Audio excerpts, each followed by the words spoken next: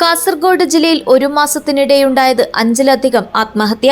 ഒടുവിലായി ചെമ്മനാട് കോളിയടുക്കത്ത് അച്ഛനെയും മകളെയും വാടക വീട്ടിൽ ആത്മഹത്യ ചെയ്ത നിലയിൽ കണ്ടെത്തിയ സംഭവമാണ് പുറത്തുവന്നത്.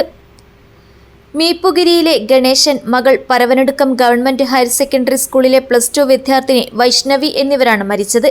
കഴിഞ്ഞ ബുധനാഴ്ചയാണ് കേരളത്തെ തന്നെ നടുക്കിയ മറ്റ് 2 ആത്മഹത്യകളുണ്ടായത്. പ്രതിശ്രുത വധുവിനു പിന്നാലെ വരൻ ജീവനൊടുക്കുകയായിരുന്നു. പൂച്ചക്കാട് കാട്ടാമ്പള്ളി സ്വദേശിനി അനുശ്രീ, കണ്ണൂർ അമ്പലത്തട്ട സ്വദേശി അമൽ എന്നിവരാണ് തൂങ്ങി മരിച്ചത്. ഡിസംബർ 26-ന് ഇവരുടെ വിവാഹം നിശ്ചയിച്ചിരുന്നു. 2 പേരും ബാങ്ക് ഉദ്യോഗസ്ഥരായിരുന്നു. ഈ മാസം 10-ന് നീറ്റ് പരീക്ഷ റദ്ദ് ചെയ്തതിനെ തുടർന്ന് ആത്മഹത്യ ചെയ്ത ഐജയുടെ സഹോദരൻ പൂച്ചക്കാട് മുക്കോട് സ്വദേശി അർജുൻ ജീവനൊടുക്കിയ സംഭവവും കേരളത്തിന്റെ വേദനയായി മാറിയിരുന്നു. ജൂൺ 3-നായിരുന്നു ഐജ ആത്മഹത്യ ചെയ്തത്. ഈ മരണത്തിന്റെ വേദന മാറുന്നതിനു മുൻപ് സഹോദരൻ അർജുൻ കൂടി മരണപ്പെട്ടത് കുടുംബത്തിന്റെ താങ്ങാനാകാത്ത ആഘാതമായി മാറി.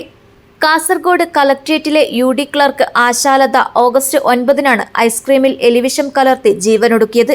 ജോലിസ്ഥലത്ത് ഒറ്റപ്പെട്ട സാഹചര്യം ആശാലത നേരിട്ടതായുള്ള ആരോപണവുമായി കുടുംബം രംഗത്തെത്തുകയും വിഷയത്തിൽ വിശദമായ അന്വേഷണം നടത്തണമെന്ന ആവശ്യം ഉന്നയിക്കുകയും ചെയ്തിരുന്നു.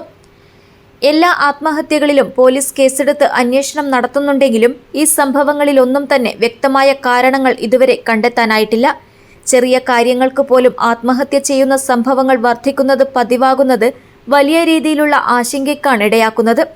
ഈ സാഹചര്യത്തിൽ ആത്മഹത്യകൾ തടയുന്നതിനായുള്ള ബോധവൽക്കരണ പ്രവർത്തനങ്ങൾ നടത്തുന്നതിനുൾപ്പെടെ നിയമപാലകരുടെയും മറ്റും ഇടപെടൽ വേണമെന്ന ആവശ്യം ഉയർന്നു തുടങ്ങിയിട്ടുണ്ട്. News bureau, Kasaragod.